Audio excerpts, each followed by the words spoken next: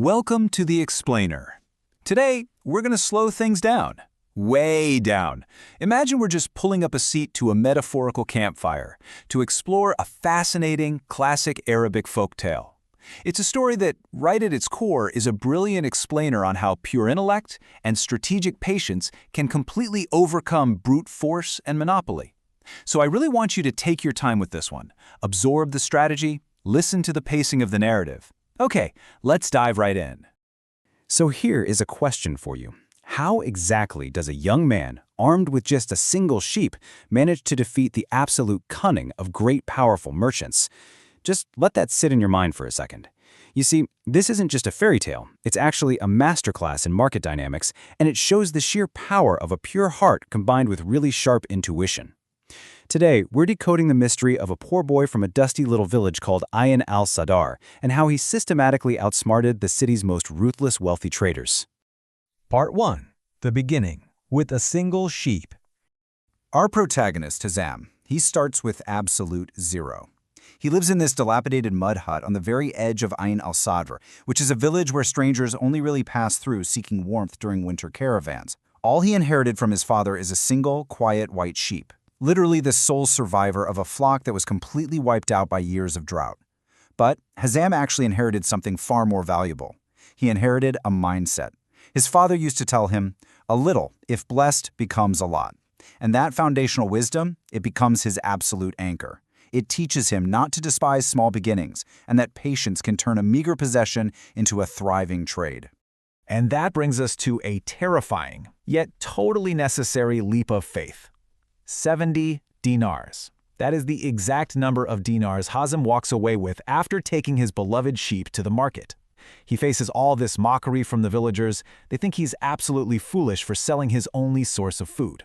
But a tense bidding war erupts, and it ends at 70 dinars. Now, when Hazem walks away, he doesn't feel instant joy. He feels this really heavy mix of fear and hope, because he has just liquidated his only asset. He is now officially in the game of trade. So Hazem carefully maneuvers his first moves. He isn't out there taking massive risks. Instead, he buys simple commodities, grains, oil, dates, and travels to neighboring villages where the prices are just slightly higher. By the end of day one, he makes a modest 10 dinar profit. But watch this compounding effect. By week 1, he has 110 dinars. By month 2, he's buying 2 goats. By month 3, he has 3 sheep. His disciplined, steady growth is absolutely undeniable. He is quietly building momentum. Part 2. Facing the Cunning of Great Merchants. You know, when you start making waves in a stagnant pond, the bigger fish inevitably take notice. Enter Sadoun. He's an emissary from the Grand Council of City Merchants. Sadoun represents the established monopoly, and he arrives in Ayn al-Sadr with one single goal: to crush emerging competitors before they can ever threaten the status quo. And Sadoun doesn't compete fairly on price or quality. No, he uses oppressive tactics. He announces a ban on mobile trade without a permit. He threatens crippling 50 dinar fines, which would be enough to wipe out Hazem completely. He publicly mocks Hazem's humble beginnings, and worst of all, he outright bans Hazem from traveling for 3 days.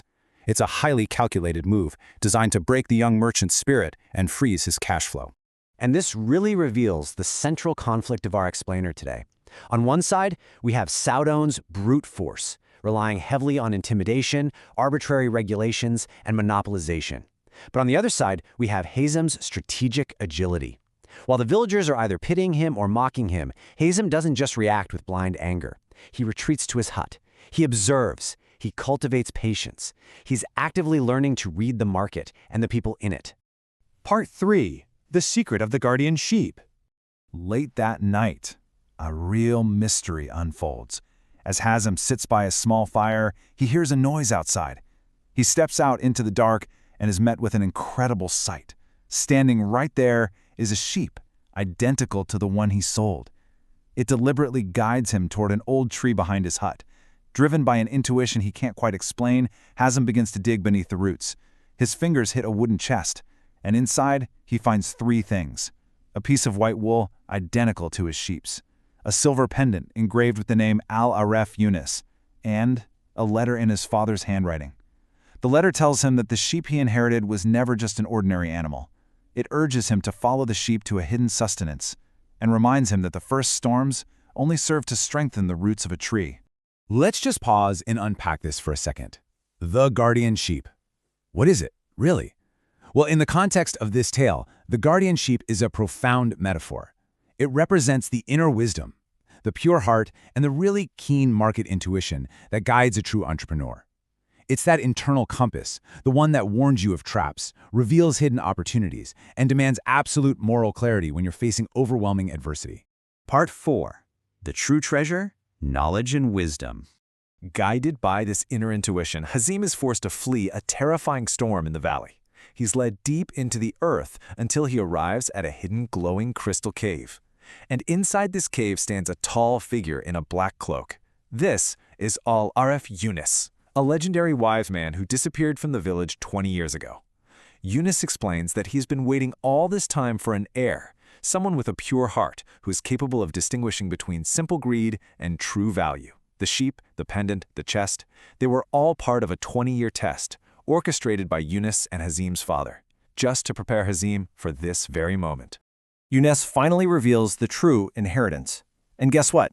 It isn't a pile of gold or silver coins. It is an ancient book of knowledge. He says, "He who finds the book finds knowledge, and from knowledge power is born, and from power sustenance is born." This is the massive paradigm shift for Hazem. True wealth is strategic knowledge. It's understanding human nature, market dynamics, and having the incredible patience to see the unseen. Part 5. Victory through intellect and planning. Hazem returns to the city market completely transformed. He is no longer just reacting to Sadun's threats, he is anticipating them. And here is how his strategy builds into a flawless execution. Hazem uses that glowing pendant, which actually reveals hidden underground maps of the city's markets. Step 1, he secures secret distribution points beneath the city. Step 2, he sends out decoy shipments above ground, so Sadun's men exhaust themselves chasing shadows and springing traps on totally empty carts. And Step 3, Hazem moves the real, highly valuable goods safely through the underground, delivering on time and building this unshakable trust with the city's independent merchants. The result of this showdown is perfectly clear. Sadun's influence, which was entirely dependent on force, intimidation, and rigged rules, completely plummets. And why? Because fear is a really fragile foundation. Hazem's influence, on the other hand, built on knowledge, reliability, and the trust of his network, skyrockets. Sadun eventually surrenders, finally realizing he has been completely outmaneuvered by a mind he severely underestimated. As we wrap up this explainer, I really want you to internalize this core lesson. True wealth is the knowledge we acquire and the strategic patience we cultivate. Hazem didn't win because he fought Sadun's men in the streets. No, he won because his intellect, guided by his moral compass, rendered Sadun's intimidation completely useless. Intellect, always, eventually, conquers brute force. Which leaves us with one final thought to ponder today. In your own life, your own career, or your own business, what is the guardian sheep guiding your journey? What is that inner intuition, that pure intent that you need to listen to when the storms of adversity hit? Just think about it. Thanks for joining me on The Explainer today. Keep learning, keep trusting your intuition, and I'll see you next time.